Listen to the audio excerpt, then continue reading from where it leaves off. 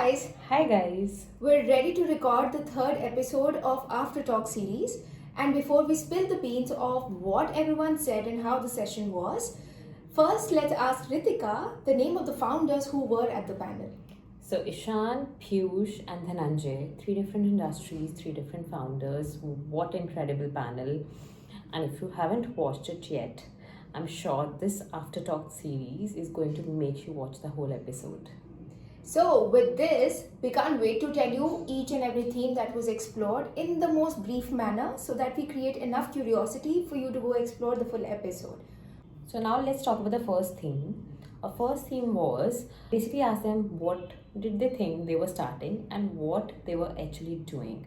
So what do you think about that, Ekta? I think the one person that actually comes to my mind when we talk about this is Ishan, and he was very clear in saying that he started with a publishing house which didn't really work well, and when his investor from UK insisted that either they figure out ways of generating revenue or they pull out the money, and then he instantly realized that there was an opportunity of utilizing or repurposing the in-house talent. Instead of working it for the publishing house, now they're going to be working for an agency. So I think it would be safe to say that from failed publishing house concept, they turned it into a creative agency and then ultimately catwalk. So I think this was a brilliant idea of how he thought on the ground. And I also remember when they talked about that there's a zeal which you have basically from a very young age that they want to get into the entrepreneurship. So, for example, Dhananjay experimented with various entrepreneurship models before landing to Timble or before landing to Detoxify. So what she's trying to tell you is that the second theme which we explored during our session was the fact that how did they get the confidence of what they were building, which is something that every founder wants to ask. And I remember Ishan was saying that a lot of it comes from upbringing or seeing yourself already in business circles, and then cut to the day when he was pursuing law, but even though running or performing as a lawyer for about 3 years, he kind of realized that he had business in his blood and he wanted to try different avenues, right? Right. And from this, I honestly remember a lot of Dhananjay answers because he tried to give a framework to everything. And he differentiated here between the intrinsic motivation and the extrinsic motivation.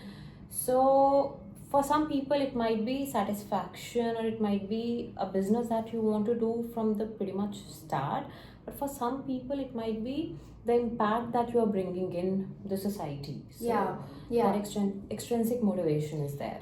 So, talking about intrinsic and extrinsic, another idea or perspective of intrinsic motivation was when Piyush mentioned that just the very fact that he made the most of every opportunity that came his way was also one way of realizing the kind of confidence or the ability that you already have by doing the things which were given to you or making the most of everything. So, kind of making it obvious that come what may, you're going to make the most of everything. The third thing that we genuinely wanted to ask was this whole notion and this whole thing about pedigree. How does that work out for one? Ritika, what do you think? So, honestly, I remember this one statement to which Ishan and Piyush agreed that for the outer world it might seem like a pedigree, but in those four walls, you are still a person who has come from a small town and who's trying to build things. And besides that pedigree, you are still grounded because of that family. Right? And pedigree, definitely, it helps you, it opens doors for you. But it shouldn't be a limiting factor at the same time. True. Just adding to what she said, I think Piyush also mentioned that while it does open door, but then you have to have a solid idea to sell that idea to all of those people. So while people think that it's an easy access, it's also a lot of pressure to justify what you're bringing to the table. And then ultimately, it has to be a passion for the product, for the eventual problem that you're solving, which talks way beyond pedigree and way beyond any opportunity. But I also would want to add about Dhananjay because I think he brought such a simpler thought and such a simpler way of living life, which is whether you go to an Ivy school or you happen to be just a person who's able to secure education from within your country. Simple thing is, we've all been blessed with the basic skills and basic abilities. I think the onus lies on the kind of choices you're making and how you're utilizing and maximizing on the talent that you have. So I think that lifted up the room Yeah, because yeah. everyone has been blessed with equal amount of opportunities, or if not equal amount, but good amount of skills. So you have to figure it out what works well for you. So this sort of brought us to a next theme. So we also try to figure out what does the middle of the journey look like, where most of people leave. So we try to figure out that part. So there were very interesting things that interesting answers that came up. But I think more interestingly was a fact that all of them believed that it's always a start that they know and the Yeah. maybe the end that they know. They still don't know what is the middle. Yeah. So a lot of them, Dhananjay specifically, since he interned with Amazon, he gave example of Amazon that each day is day one for them. So the same thing he's using in his own organization. So you really don't know if it is the Yeah. middle for them. You just have to keep going.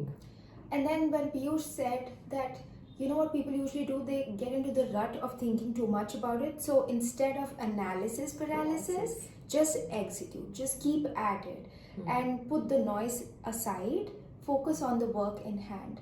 And then Dhananjay also said the same thing. He said just keep the right mindset and focus on solving the right problem. I think bottom line, every founder usually and mostly says the same thing, that you have to focus on the intent of why you started what you started, and keep your head down and keep at it, which is but I think through all of these panels we're trying to learn from everyone's journey.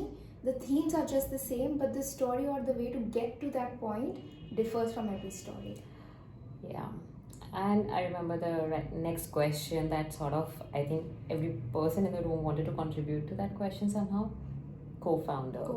That sort of keeps coming again and It's again. a regular theme. Yeah, in our conversations. Yeah. So the question was around when they felt like that they needed a co-founder,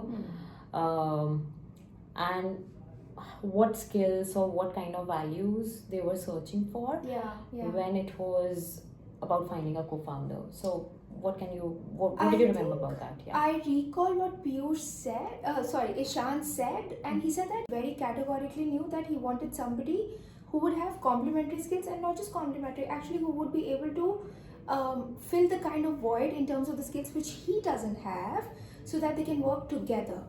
And to his surprise, his co-founder turned out to be one of his clients, because that person has product knowledge, had learned about the geography, so he didn't have to do that part, which I think was a great perspective, because when you are starting, you want to think about a co-founder because it's also having good energy around you, and two people together pull the whole journey really well. But the question and the actual emphasis lies on finding that right fit which works for you. So I think that was a great learning there. Definitely, but I correctly remember what Piyush said, and that's what is stuck in my mind. He's like of course, we keep listening to this that there should be complementary skills and all of that. But he said that the values, the system at the core should be similar or same. So he quoted Naval Ravikant, wherein he says that if you are trying to find a co-founder, look for these three things. One is high energy, high integrity, and high intelligence.